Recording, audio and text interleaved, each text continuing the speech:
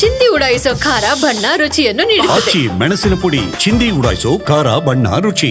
ಗಣಿನಾಡಲ್ಲಿ ಮೆಣಸಿನಕಾಯಿ ಬೆಳೆಗಾರರು ಪರದಾಡ್ತಾ ಇದ್ದಾರೆ. ನಿರಂತರ ಬೆಲೆ ಇಳಿಕೆಯಿಂದಾಗಿ ಸಂಕಷ್ಟಕ್ಕೆ ಸಿಲುಕಿದ್ದಾರೆ ಈ ಮೆಣಸಿನಕಾಯಿ ಬೆಳೆದಂತ ರೈತರು.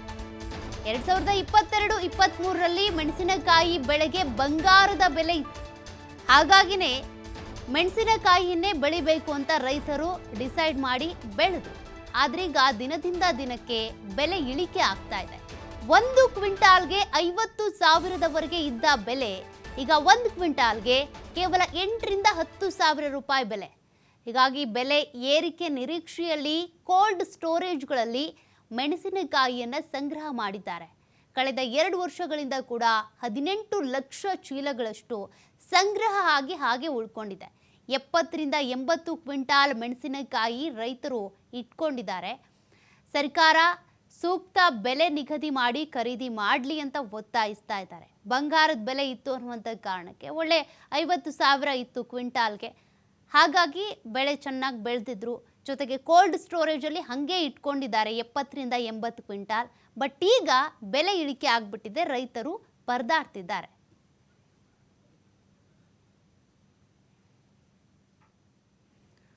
ರೈತರ ಜೊತೆಗೆ ನಮ್ಮ ಪ್ರತಿನಿಧಿ ಸಿದ್ದು ಮಾತನಾಡಿದ್ದಾರೆ. ನೋಡೋಣ ಏನು ಹೇಳಿದ್ರು. ಒಂದಲ್ಲ ಒಂದು ಸಮಸ್ಯೆ ತಪ್ಪಿದ್ದಲ್ಲ. ಅದೇ ರೀತಿಯಾಗಿ ಬಳ್ಳಾರಿಯಲ್ಲಿ ಮೆಣಸಿನಕಾಯಿ ಬೆಳೆದಿರುವಂಥ ರೈತರು ಸಾಕಷ್ಟು ಸಂಕಷ್ಟದಲ್ಲಿದ್ದಾರೆ ಅಂತ ಹೇಳ್ಬೋದು. ಅಂದರೆ ಮೆಣಸಿನಕಾಯಿನ ಬೆಳೆದು ಇನ್ನೇನು ಮಾರುಕಟ್ಟೆಗೆ ಕಳಿಸ್ಬೇಕಾಗಿತ್ತು. ಆದರೆ ಈ ಮಾರುಕಟ್ಟೆಗೆ ಕಳಿಸ್ಬೇಕಾಗಿರುವಂಥ ಮೆಣಸಿನಕಾಯಿಗೆ ಒಂದು ಬೆಂಬಲ ಬೆಲೆ ಇರದೇ ಇರುವಂಥ ಸಂದರ್ಭದಲ್ಲಿ ಸಾಕಷ್ಟು ರೈತರು ಸಂಕಷ್ಟದಲ್ಲಿದ್ದಾರೆ ಅಂತ ಹೇಳ್ಬೋದು. ಈಗ ನೀವು ನೋಡ್ತಾ ಇದ್ರಿ, ಇಲ್ಲಿ ಸಾಕಷ್ಟು ರೈತರು ಕೂಡ ಸೇರಿಕೊಂಡಿದ್ದಾರೆ. ಅವ್ರನ್ನೇ ಮಾತಾಡ್ಸೋಣ, ರೈತರ ಏನು ಹೇಳ್ತಾರೆ ಅಂತೇಳಿ. ಸರ್, ಇಲ್ಲಿ ತಮ್ಮ ಬೆಂಬಲ ಬೆಲೆ ಸಿಗ್ತಾ ಇಲ್ಲ ಅಂತ ಹೋರಾಟ ಮಾಡ್ತಾ ಇದ್ರಿ. ಇದಕ್ಕೆ ಯಾವ ರೀತಿಯಾಗಿ ಹೋರಾಟ ಮುಂದೆ ಮಾಡ್ತೀರಾ ಅಂತ? ಸರ್, ಈಗ ಯಾವ ರೀತಿ ಹೋರಾಟ ಮಾಡ್ತಾರೆ ಅಂಬೋದಕ್ಕಿಂತ ಮುಂಚಿತವಾಗಿ ರೈತರ ಕಷ್ಟ ಏನಂತ ರಾಜ್ಯ ಸರ್ಕಾರಕ್ಕೆ ಗೊತ್ತು, ಕೇಂದ್ರ ಸರ್ಕಾರಕ್ಕೆ ಗೊತ್ತು. ಈ ನಮ್ಮ ಬಳ್ಳಾರಿ ಜಿಲ್ಲೆ, ಈ 3 ಜಿಲ್ಲೆಗಳಲ್ಲಿರ್ತಕ್ಕಂಥ ಸಂಸದರಿಗೂ ಮತ್ತು ಶಾಸಕರಿಗೂ ಕೂಡ ಎಲ್ಲರಿಗೂ ಗೊತ್ತಿರೋಂಥ ವಿಚಾರ. ಇವತ್ತು ರೈತರ ಕಷ್ಟ, ಮೆಣಸಿನಕಾಯಿದ ಖರ್ಚಿನ ವಿಚಾರ, ಅದಕ್ಕೆ ಎಷ್ಟು ಖರ್ಚು ಬರ್ತದೆ, ಎಷ್ಟು ಎಣ್ಣೆ ರೇಟು, ಗೊಬ್ಬರದ ರೇಟು, ಆಳಿನ ರೇಟು ಎಷ್ಟು ಬರುತ್ತೆ ಅಂಬೋದು ಈಗಾಗಲೇ ನಮ್ಮ ರೈತರೆಲ್ಲ ಹೇಳಿದ್ರು. ಇವಾಗ ಸುಮಾರು ಎಕರೆಗೆ 15 ಕ್ವಿಂಟಲ್ ಮಿನಿಮಮ್ಮು ಈಗ 9,000 ರೂಪಾಯಿ ರೇಟ್ ನಡೀತಾ ಇದೆ. 10 ಎಕರೆಗೆ 22-23 ಲಕ್ಷ ನಮ್ಮದು ಖರ್ಚು ಬಂದತ್ತೆ. ಈಗ ಆಲ್ರೆಡಿ ನಾನೀಗ ಹರಿದೀನಿ ಸರ್. ನಾನೀಗ 45 ಕ್ವಿಂಟಾಲು ಬರೀ ಪೇಪರ್ ಕಾಯಿ ಬಂದತ್ತೆ. ಈಗ ಬರೀ 4,000 ರೂಪಾಯಿ ಕ್ವಿಂಟಲ್ ಹೋಗೈತೆ. ಈಗ ಆಲ್ರೆಡಿ ನಾನು ಮಾರ್ಕೆಟಿಗೆ ಮಾರಿದ್ದೀನಿ ಬ್ಯಾಡಿಗೆ ಹಾಕಿ. ಈಗ ಅರ್ಧ 50 ಹೋಗ್ಬಿಡ್ತೀರ ಅದ್ರ ಶಕ್ತಿ. ಈ 50% ಐತೆ. 15 ಕ್ವಿಂಟಲ್ ಅಂದರೆ ಎಕರೆಗೆ 7 ಕ್ವಿಂಟಲ್ ಬಂದುಬಿಡ್ತೀರಿ. ಈಗ 7 ಕ್ವಿಂಟಲ್ ಹೋಗ್ಬೇಕಂದ್ರೆ, 7 ಕ್ವಿಂಟಲ್ ಹರಿಬೇಕಂದ್ರೆ ಈಗ 7 ಕ್ವಿಂಟಲ್ಗೆ ಪ್ಯೂರ್ ಒಳ್ಳೆಯದ ಮೆಣಸಿನ್ಕಾಯಿ ಬರ್ತಾ ಅಂತ ತಿಳ್ಕೊಳ್ರಿ. ಈಗ 7 ಕ್ವಿಂಟಲ್ಗೆ 9,000 ರೂಪಾಯಿ ಹೆಂಗಾದ್ರೆ ಏನು ರೇಟ್ ಆಯ್ತು? 7-9 63,000 ಆಯ್ತು. 30,000 ಹರಿಯಾಕ, 10,000 ರೂಪಾಯಿ ಗ್ರೇಡಿಂಗ್ ಮಾಡೋಕೆ 40 ಹೋಗ್ಬಿಡ್ತಿ. ಇನ್ನು ನಾವು ಉಳಿದ್ರೆ ಯಾವ ರೀತಿಲಿ ಸಾಲ ತೀರಿಸ್ಬೇಕು ಸರ್? ಅದೇ ರೀತಿಯಾಗಿ ಇನ್ನೊಬ್ರು ಇದ್ದಾರೆ, ಅವ್ರನ್ನ ಮಾತಾಡ್ಸೋಣ. ಸರ್, ಈಗ ಪಕ್ಕದ ರಾಜ್ಯದಲ್ಲಿ ಕೇಂದ್ರ ಸರ್ಕಾರದ ಜೊತೆಗೆ ಮಾತನಾಡಿ ಅಲ್ಲೊಂದು ಬೆಂಬಲ ಬೆಲೆಯನ್ನು ಕೊಟ್ಟಿದ್ದಾರೆ ಅಂತಿದೆ. ಇಲ್ಲೂ ಕೂಡ ಕೊಡ್ತಾ ಇಲ್ವಾ? ಯಾವ ರೀತಿಯ ಸಮಸ್ಯೆ ಆಗ್ತಾ ಇದೆ ಅಂತ ನಿಮಗೆ?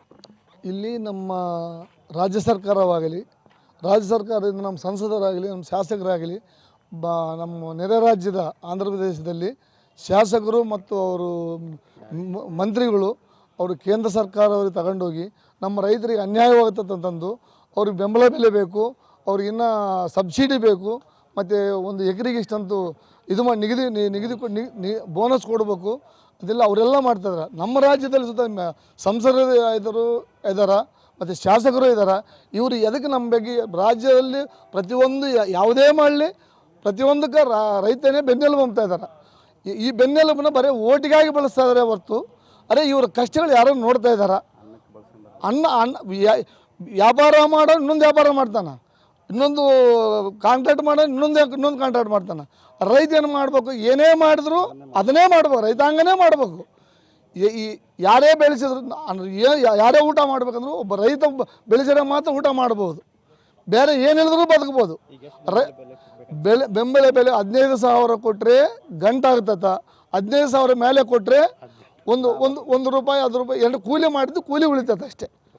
ಇದಿಷ್ಟು ಅಂದರೆ ರೈತರು ಕೂಡ ಮಾತನಾಡ್ತಾ ಇದ್ರು. ಸರ್ಕಾರ ನಮಗೆ ಕಣ್ಣು ತೆರೆದು ಇಲ್ಲಿ ನಮ್ಮ ರೈತರಿಗೆ ಬೆಂಬಲ ಬೆಲೆಯನ್ನು ಕೊಡಬೇಕಂತೇಳಿ TV5 ಜೊತೆಗೆ ಮಾತನಾಡಿದ್ದಾರೆ. ಕ್ಯಾಮ್ರಾ ಪರ್ಸನ್ ಶಿವಕುಮಾರ್ ಜೊತೆ ಸಿದ್ದು, TV5 ಬಳ್ಳಾರಿ.